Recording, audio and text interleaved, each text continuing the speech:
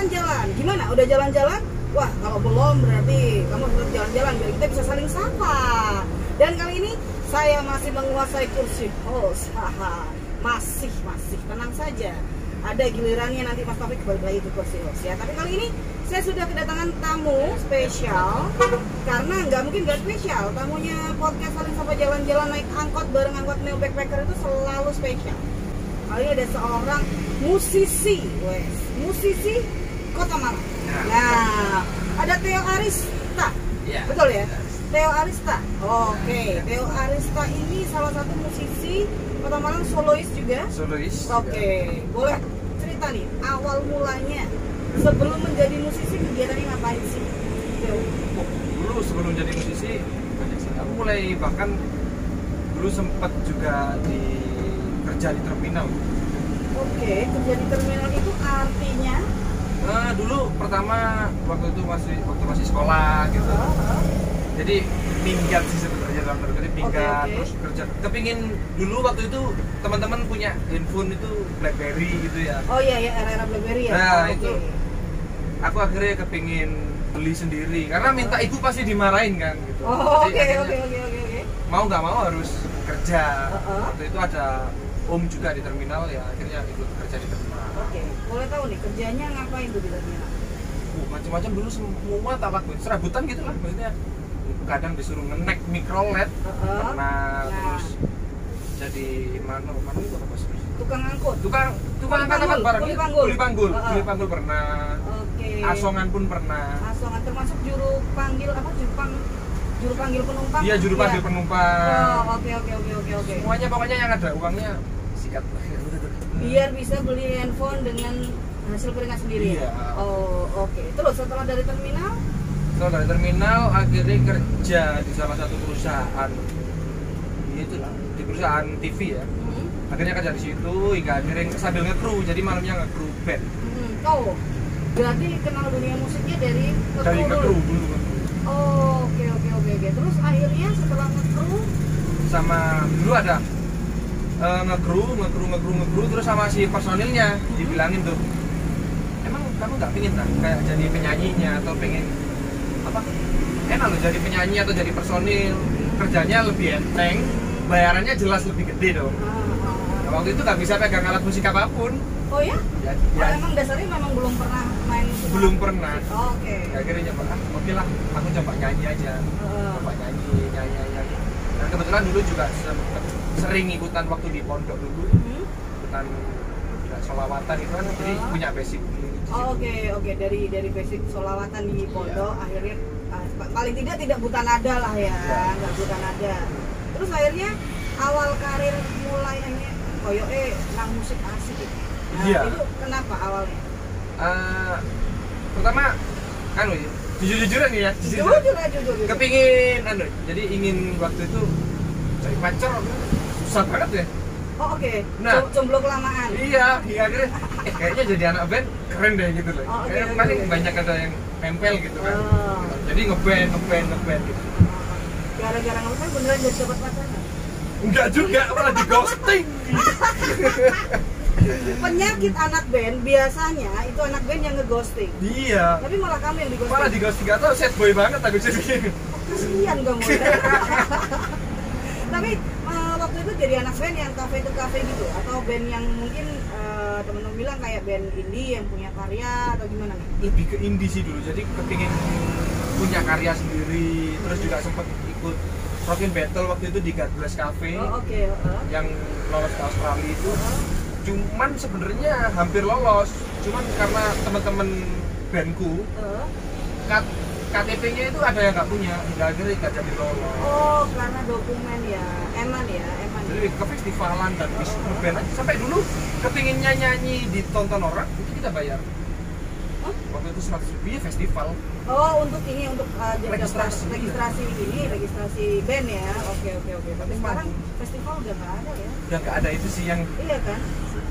Sedih ya. Sebenarnya karena apalagi Kota Malang itu sebenarnya kalau menurut saya banyak nggak sih potensi anak muda yang baru-baru sekarang? Sebenarnya kalau sekarang banyak sih, cuman nggak ke-expose. Cuman lebih kalau dulu kan Malang ini barometer musik rock juga kan. Jadi lebih serem dulu aja vibes-nya di Malang. Wah, Iya, vibes-nya kalau rock memang oke ya dulu. Tapi Oke kalau banget. sekarang aku rasa rata deh ya semua genre. Semua genre rata. Semua genre rata. Terus kalau Theo sendiri nih, selain di kafe, ya dulu main musiknya di mana? aku dulu selain di kafe biasanya nyoba-nyoba panggung-panggung gede nih. Waktu itu ada namanya MIC Malang Indie Community. Oh yes, I know. Nah, Oke. itu nyoba di situ bareng sama Om Nonot kan juga ada. Oh ya, Om Nonot Predator tuh. Iya, Oh, Om Nonot iya, Predator. iya, iya, iya. Itu juga salah satu guru juga di Kota Malang ya. Ngajarin aku musik, ngajarin aku main gitar. Dibilangin banyak pelajaran. Ya itu jadi manggung-manggung di kayak event-event kayak gitu pertamanya. Terus sampai akhirnya sekarang sudah punya karya sendiri kah? Sekarang dalam solo ya, karya solo ya. Solo. Kalau solo udah ada 12 lagu. Wait, 12 lagu itu berarti kalau di EP mini album 2 mini album Satu atau album. jadi satu album? Satu album sama 2 single. Oke, kalau ngomongin sudah 12 lagu satu album dan 2 single. Iya. Oke.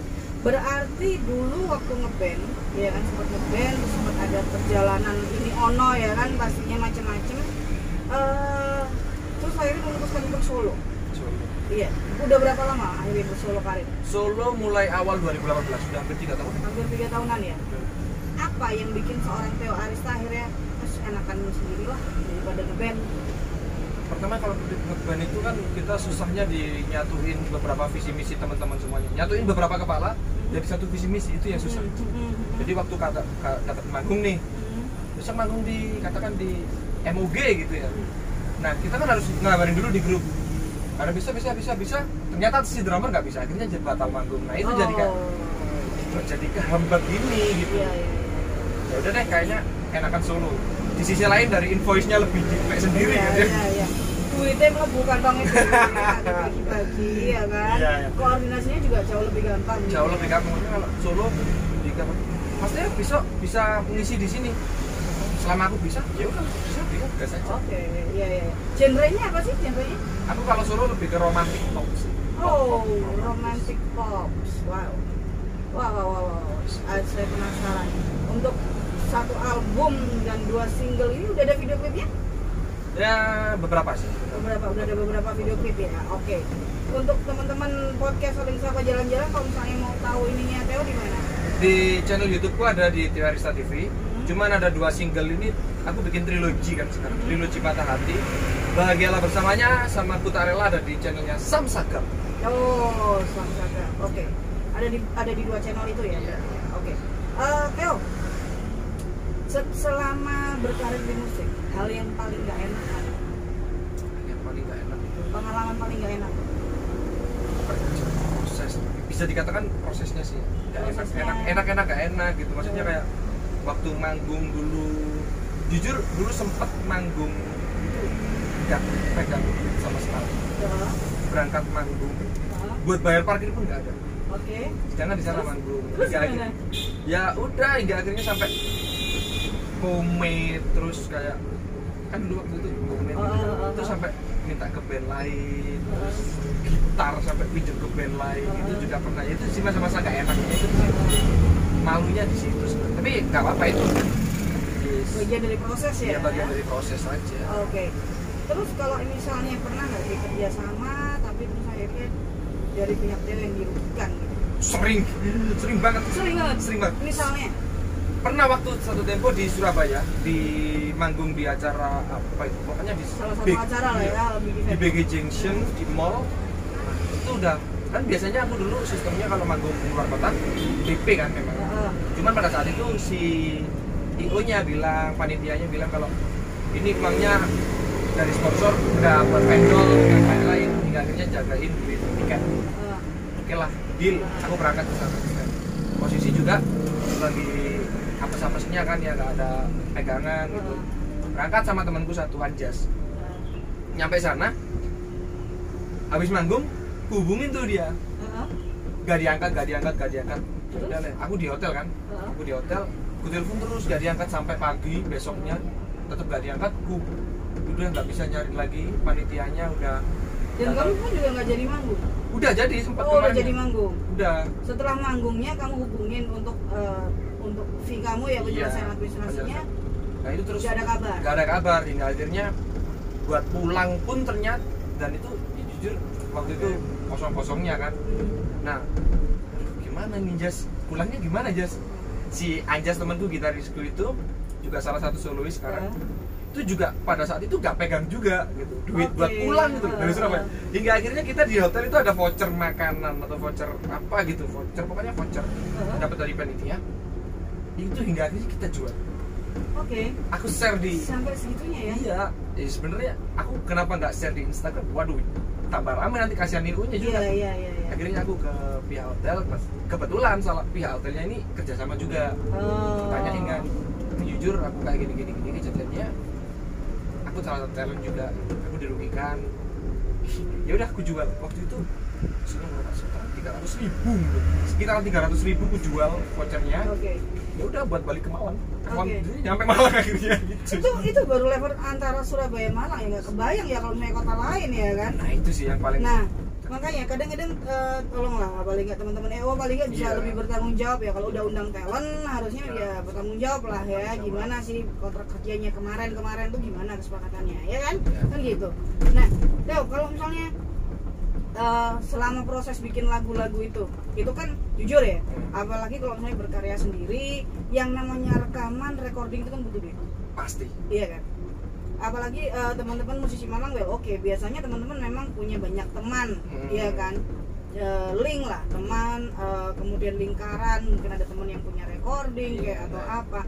Nah, tapi bagaimanapun butuh dana operasional, iya kan. Nah ini mungkin bisa buat gambaran buat teman-teman yang tidak hanya di Kota Malang tapi juga dimanapun berada yang pengen berkarya, tapi istilahnya secara modal mepet, bukan nggak ada tapi mepet ya kan. Mungkin ada trik-triknya nggak sih? Jujur kalau aku dulu waktu ngeband ya, kita bicara waktu ngeband aku dulu bikin kas sama teman-teman seband, bikin kas tiap minggu. Habis manggung itu ada potongan kas, jadi ya uang kas itu yang dipakai buat recording. Tapi kalau selama aku solo ya uang duit sendiri otomatis. Dulu sampai pernah itu satu album I Will Survive itu, jujur rekaman satu album aku nggak adain modal. Bener-bener survive ya kamu ya? Bener-bener survive demi karya ya? Demi karya. Oke. Karena punya pandangan dulu gitu, sempet Nono Predator itu sempet bilang ke aku sama Vicky Platen waktu itu. Oke, Vicky Platen, yes, saya kenal juga. Oke.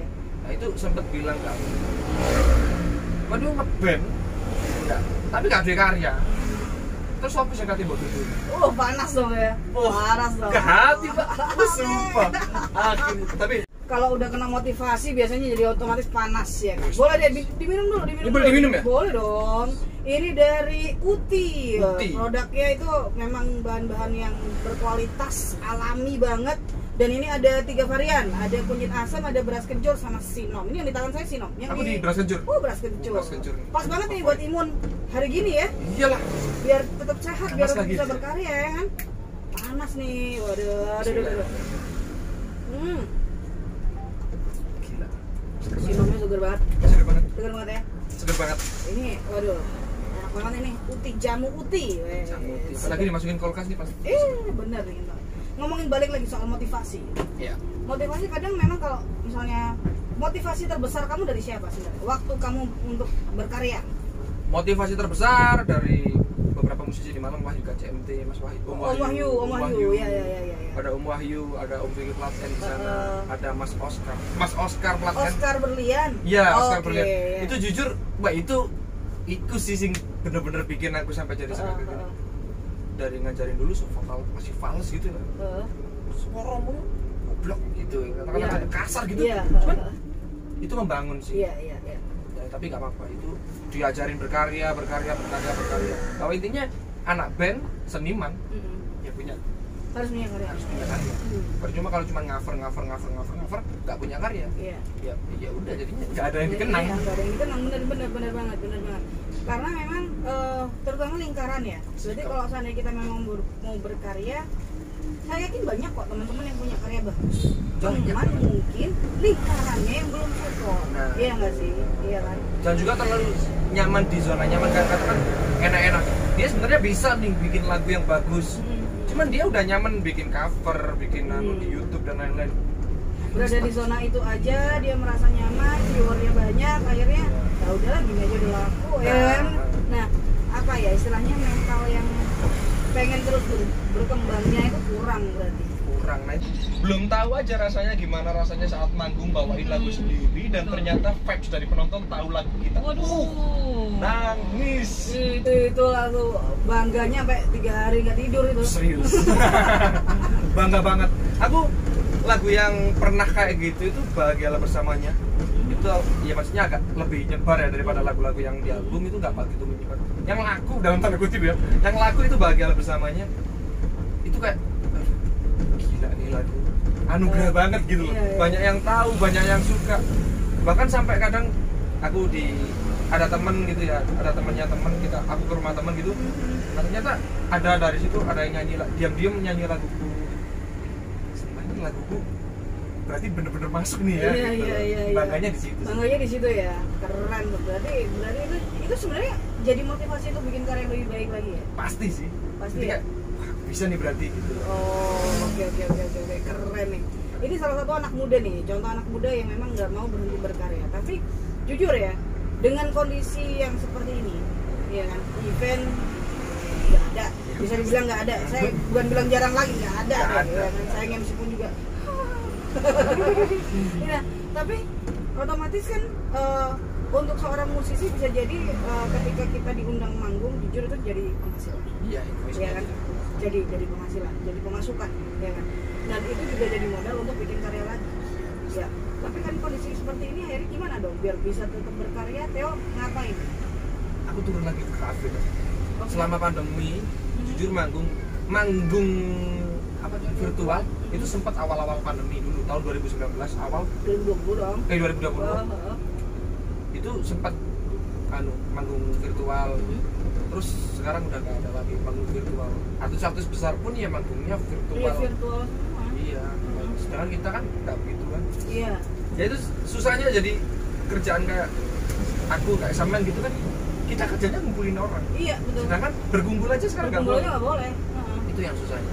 Oke. Jadi sekarang aku buat balik lagi karena aku udah jadi musisi. Maksudnya dalam tanda kutip profesional. Itu musisi benar-benar kerjaanku nih, profesiku. Dengan keadaan kayak gini pastinya sangat ngedown banget. Nggak ada penghasilan lagi karena usaha-usaha juga masih belum punya kan.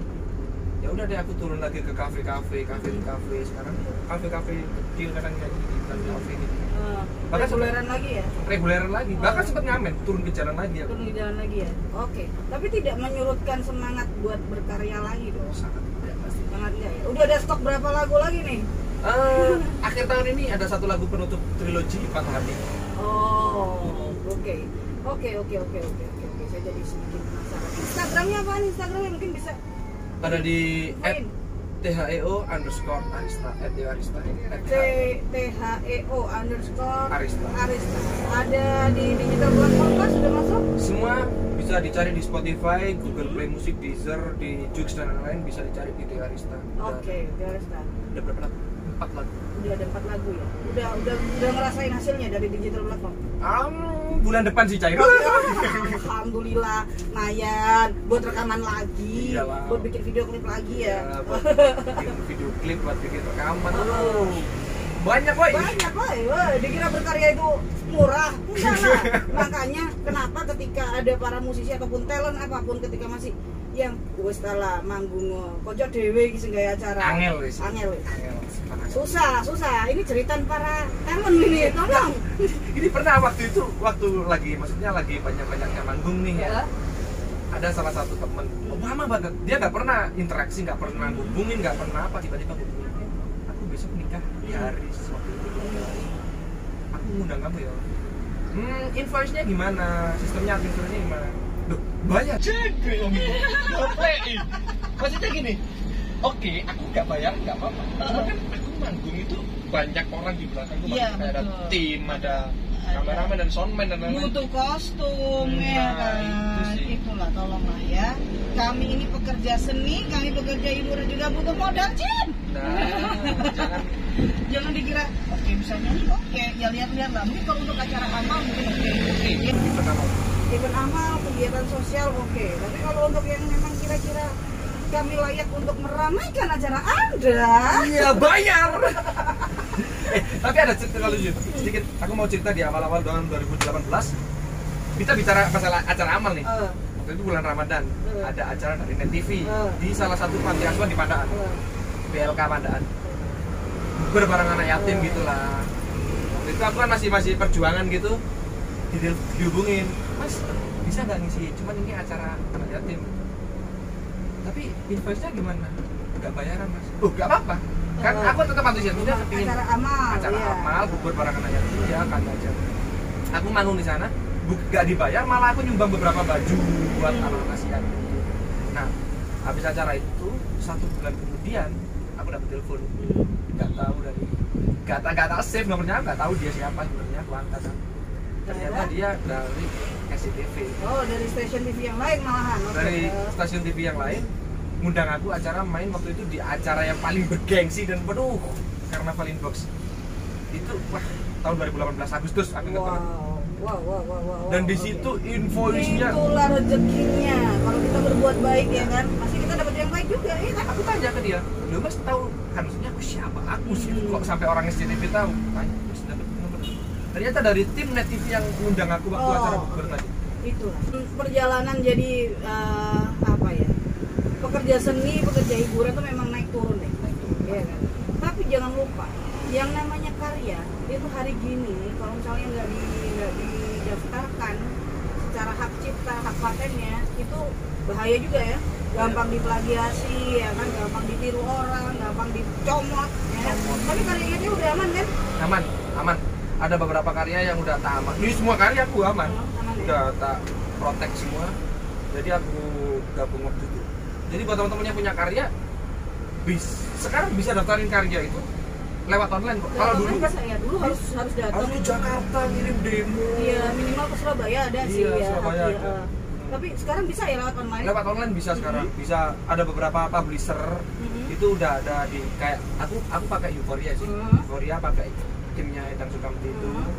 Nah, terus sama ada Musik Blast kantornya tapi Jakarta. Musik Blast itu juga gitu. Daftarin karyanya di situ bisa. Dan tapi nggak susah kan? Enggak sama sekali dan nggak berbayar. Dan nggak berbayar dong. Enggak. Ya, nah ini juga penting. Banyak sekali teman-teman yang punya karya, karyanya bagus, tapi karena tidak terhak cipta, tidak punya hak cipta, ini dengan gampang dicomot orang. Nah itu sayang banget dong, ya kan? Makanya sebaiknya dia teman-teman kalau punya karya buruan deh daftarkan karena secara online bisa, tidak berbayar, terus juga gampang. Dan juga kadang orang mungkin beranggapan gini, yang penting aku kan berkarya aja gitu, nggak berharap ada uang di situ atau ada. Cuman gini deh buat teman-teman, oke, kalian berkarya, cuman kalau ada hak moral yang bisa kalian ambil, apa enggak? Betul. Apalagi kalau untuk diwariskan ke anak cucu nih. Nah, itu iya kan? sih. Bisa cerita, papa dulu punya karya ini loh, mana buktinya? Nah kan gitu, ini ada karya ini suara papa nih ini. Tapi begitu dia tahu, oh iya ini karya papa, nah orang lain tahu, comot, nah selesai udah. Habis. Kalau enaknya kan udah didaftarin hak cipta, itu kalau nggak salah meskipun kita dalam tanda kutip kita udah meninggal pun, itu royaltinya bisa ke anak jalan, cucu. Kan? Jadi kayak anak cucu kita tanya, emang papa punya karya? Nah itu uangnya kamu makan, masih royaltinya. Bukti ya, betul. Udah. Oke, Theo Arisa, seorang musisi muda dari Kota Malang, boleh dong apa ya? Ada sedikit apa ya? Motivasi lah untuk teman-teman yang sekarang lagi hotnya berkarya gitu.